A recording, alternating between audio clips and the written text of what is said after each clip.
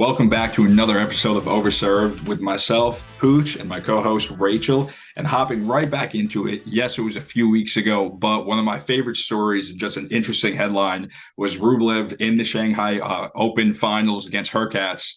Obviously, it was a hell of a match going 3 sets, but more importantly than that, we saw a Rublev on-court moment, kind of him losing his cool, which I love because I love when the players show emotion. Kind of just wanted to get us, that's your guy, one of your favorite players, get your sense on the situation.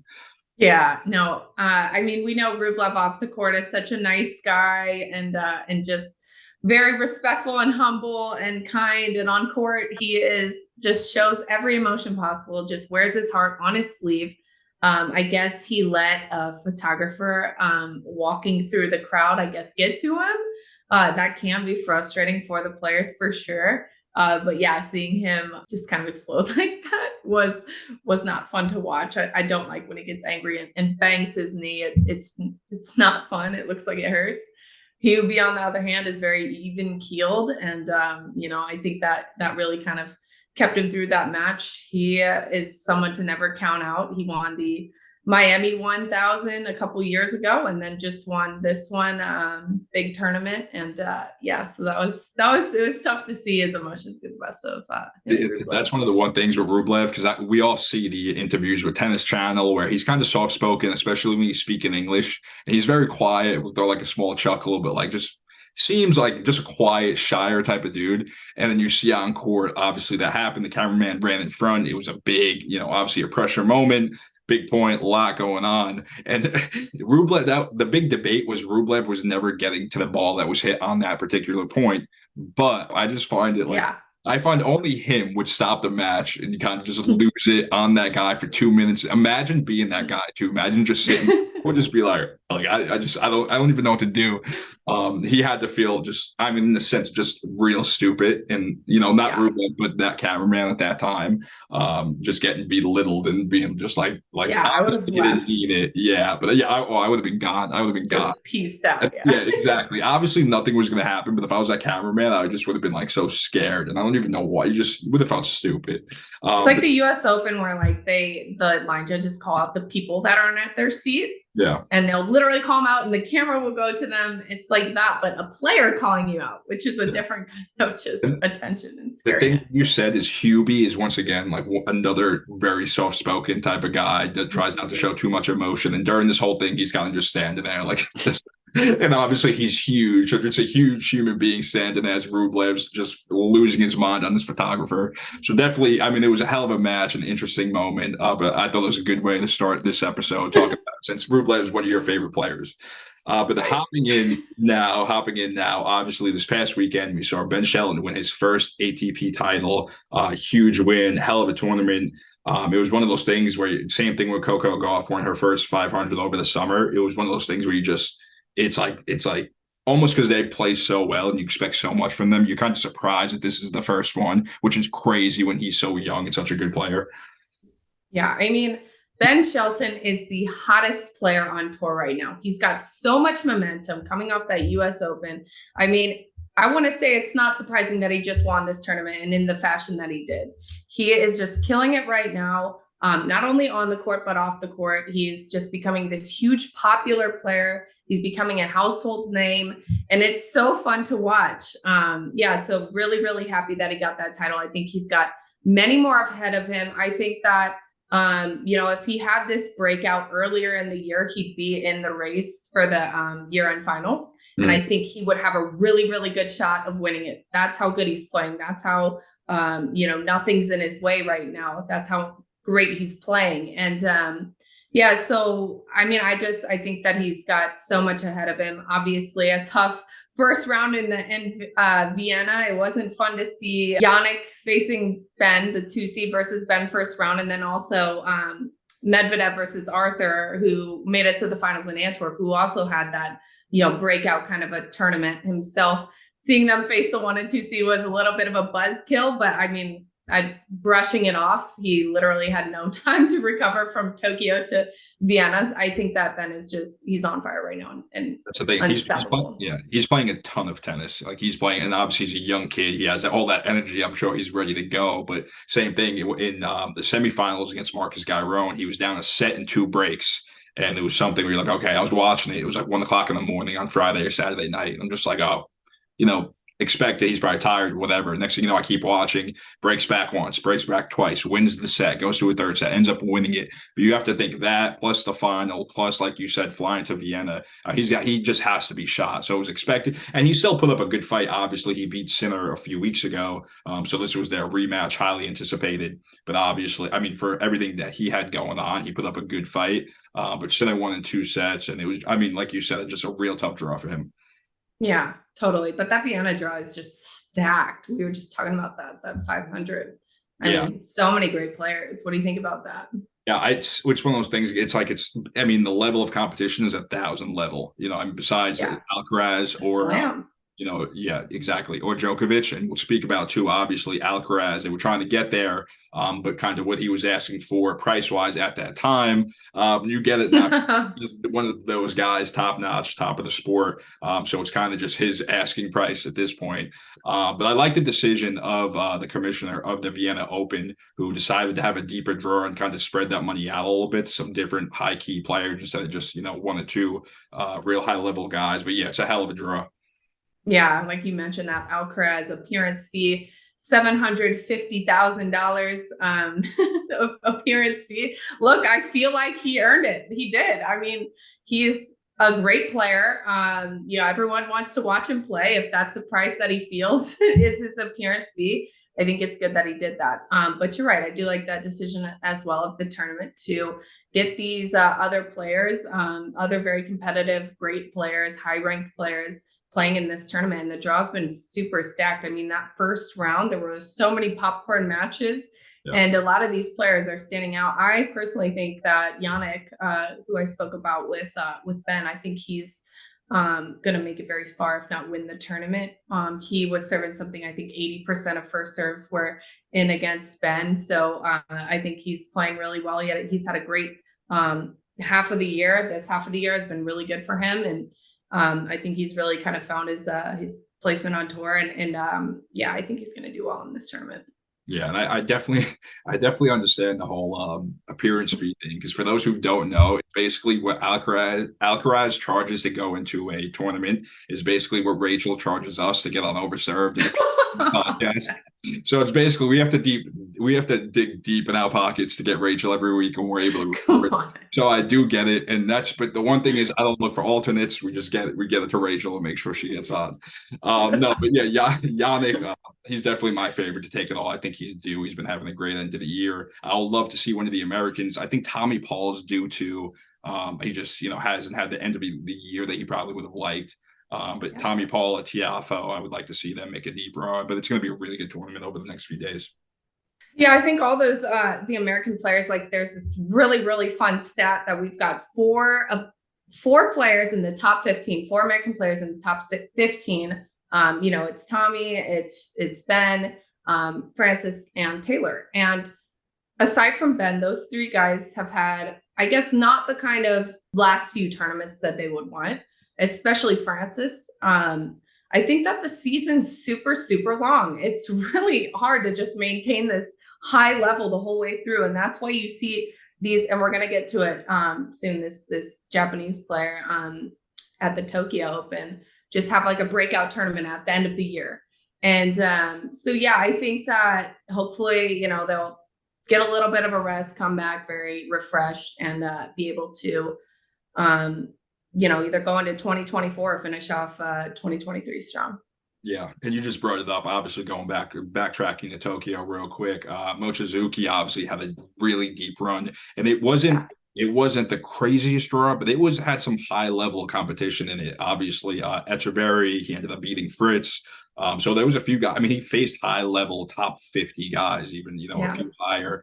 So obviously that had to be a big moment for him, but it just shows, I think tennis is very similar to college basketball in the sense where there's so many games and there's so much going on for like why there's so many upsets. Like it just doesn't happen in football for teams that play once a week at like, if a team's ranked 1, 2, 3, 4, 5, they're not losing. They barely, it's sometimes not competitive with teams from, in the top 5 to, the top 20. And then you have guys in tennis, they play so often and there's so much going on where you have, guys in the 100 sometimes be guys in the top 20, 25. You see it all the time.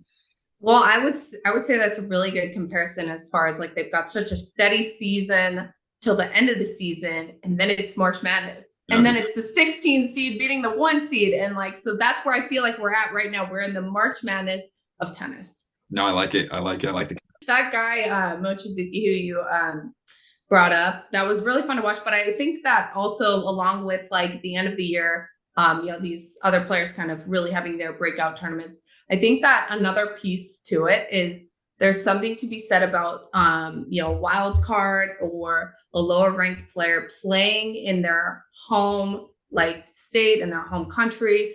That's where they have. We've seen a lot of breakout tournaments. I specifically think of this Tim. I always butcher his last name. Tim van Rijthoven, and he was from the Netherlands. He's from the Netherlands and played in the 250 that was in the Netherlands a couple years ago. And like, yeah, obviously had heard of him, but he wasn't ranked. I don't even think he was in the top 200. He wins the tournament. He beats like Medvedev, beats all these players. And to win the title, we've seen it happen where they're in their home country and they just break out. I don't know if it's just playing in front of their home crowd, if they're inspired, if they're, they've got so much of the support there.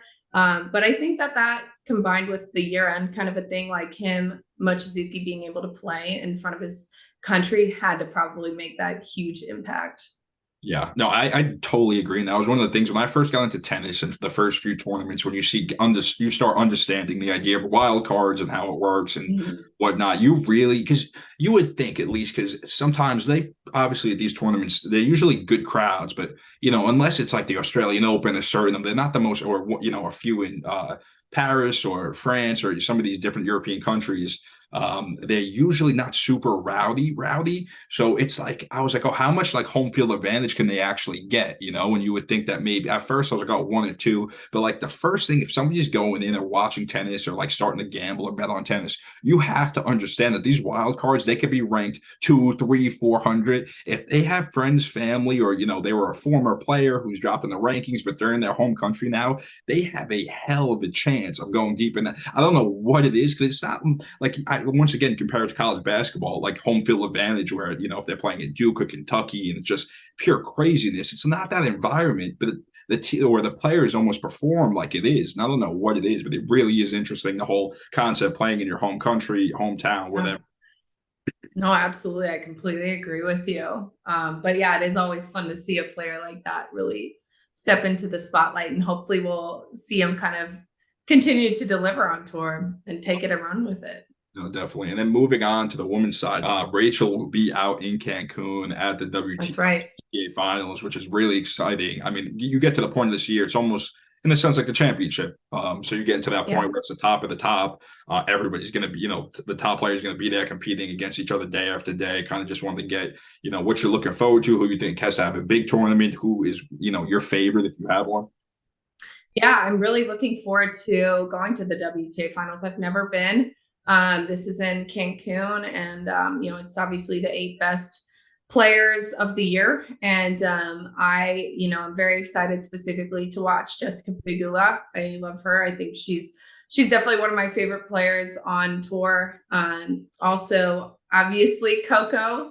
I think that if I had to choose a winner, I would choose her. I think just based on how well she's done this year, and she's definitely a safe bet. Rybakina, my favorite, I can't wait to watch her. Maria Sakkari, she is your girl. She got a little bit lucky. One player couldn't play. She was entered in. I think it's a great opportunity for her to finish out the year strong and just take that confidence that she just won in Mexico, the 1000. So she's got to feel good coming back to Mexico and competing in the finals. There's also, something worth bringing up, the WTA Elite Trophy Tournament, which is going on right now, the first time in 4 years. So WTA Finals is the top 8 player, the best, 8 players. And then the WTA Elite Trophy is the next 11 ranked players, plus a wild card of the tournament's choosing. That's going on right now in China. A lot of great players are over there. We've got Donna Vicic, Krejcikova, and a bunch of other players. So I think it's fun that they brought that tournament back, and we've got a couple year-end finals taking place. Definitely. And guys, you hear, so Rachel has never been interested in going to the WTA finals, but as soon as she heard it was in Cancun, the flight was ready to go. All she needed to hear was Cancun, whether there was going to be tennis played or not. Rachel was going to be in Cancun. No, but that's definitely exciting. Like you said, a bunch of top players. I think it's a real open draw just because it's just I feel like Yeah. you just see even in the majors. I feel like it's always a different. It's usually those top women get to the finals, semifinals, but it's usually always a different winner. It's been very hard for one of them to go back to back. So it'll be really interesting. We'll love to see Sabalenka. Pagula, I think, has a lot to prove in the sense where she's been ranked so high, but at the same time, every once in a while, you see her like you struggle against people like Ostapenko. People just hit bigger than her. So I'd like to obviously there'll be some big hitters here. So I would like to see her, with a big tournament or Coco. But should be a real few interesting weeks on the women's and men's side. No, completely agree with you. I think we're going into the end of the year before all of the exhibitions begin. Really starting with these finals coming up. And then going back to the men's side, we haven't seen Novak in a few weeks, at least on court. But he still has been in the headlines, for a good reason, especially right now. If you want to get in and speak about that. My relationship opinion on Novak Djokovic is right.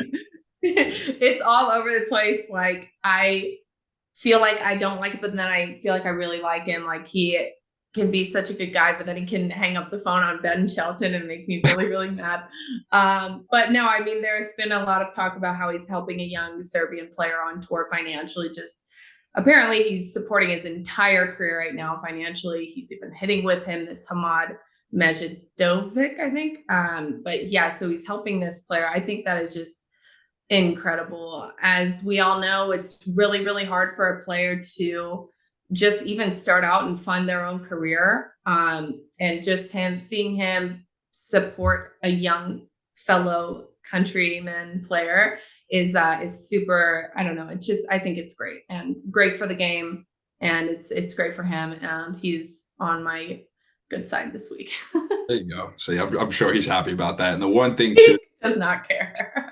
if Novak, the one thing I have to say about it, Novak, if we're throwing some money around right now, I'm talking college loans, student loans, grad school. I got some bills coming up. I mean, if you want to hit two, we could hit backhand, forehand. You can teach me whatever you want to teach me. I'll be your practice buddy if you need. But if not, if we're just throwing a little bit of cash around, definitely make sure I'm somewhere on that list. I don't expect to be like top a billion, but like under somewhere, if you get to Joe Pucciarelli on the list, help your boy out. But no, it's great by Novak. He really is professional. Like the same thing is like you love him or you hate him, but then you also find that middle ground where he's one of the greats. He's one of the greats. So it makes sense. But good by him, I'm sure. I mean, who knows? Maybe this kid will end up being a real big time player one day, and obviously we'll look back at it, and Novak will be a huge reason why.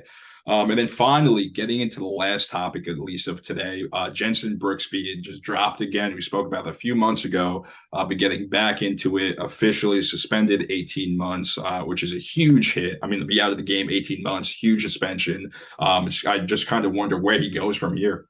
Yeah. I mean, we've talked about this so many times before, unfortunately, how upsetting it is that these penalties are so extreme and outrageous. We've talked about it. They have to submit their whereabouts for, 3 month periods daily. And he missed, I guess, all three. One of them was a miscommunication between a hotel.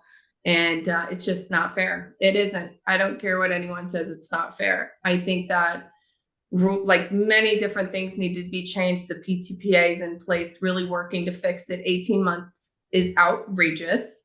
To ban someone from a tour for that long. I mean, at least fine him, and then figure out a way to do the test ASAP. But 18 months of just not letting him do his profession, what's he going to do? Is he going to just train? And, you think even deeper into it, how's he going to make a living for the next 18 months? It's outrageous, and it needs to change. It's upsetting. And I really hope that, I think he appealed it. I hope that things go his way. But, I think that there needs to be like a lot lighter punishments in this sense. Yeah, because I mean, even if you get that cut in half, 9 months compared to 18 is a huge difference, obviously. And it's still a lot. Exactly. 9 months is still a lot. Because 18 is, it just seems like, what do you do exactly financially? What do you do? I mean, Jensen Brooksby might be taking up another career for the next few months, seriously, in the sense where it's just like, how do you keep money coming in? I don't know. Hopefully he's done well enough and has good things to kind of keep doing. Right. And it'd be different if like he tested negative. That's a different conversation. But he simply didn't take the test. Like he didn't have the test to take. And I think that it just something needs to change there. And see, and that's the thing. I mean, it's crazy. Or tested positive, excuse me. Exactly. Yeah. You expect, because obviously things happen, but at the same time, you expect, and I'm sure they get tested a good bit, but what are the chances he does miss 3? And obviously things happen. But for the sake, say Jensen was taking something, the one thing he can change, I mean, if he needs a little strength coach, Jensen, put down the stuff. I got you, buddy. We could go do some curls, we could do some lifts. I got you, man. So if that is the case, and he needs to get back in the training room without some juice, Jensen, I got you, bro. But I think that's it for this episode of Overserved. Happy to be back. A lot going on, a lot on and off the court. Next few weeks, we have the WTA finals, ATP finals coming up. So definitely we'll be hearing a lot from us. Here's Overserved. Yeah, thank you guys for watching, and we'll see you next time. See you next time.